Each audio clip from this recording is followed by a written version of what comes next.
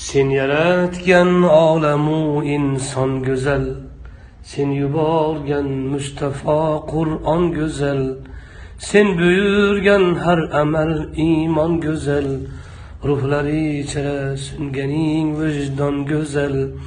Bu go'zalliklar jamolingdan sening. Har ishing, har so'zu ahkoming buyuk, ham jazoing hamda inoming buyuk. Qilganing insonga ikroming buyuk, jannatingdek dini isloming buyuk. Bu buyukliklar jalolingdan sening. Sen yaratmış ikki dunyoing tugal, har sifating hamma asmoing tugal. Barcha manglaylarda imloing tugal, dillar ichra chekkan imzoing tugal.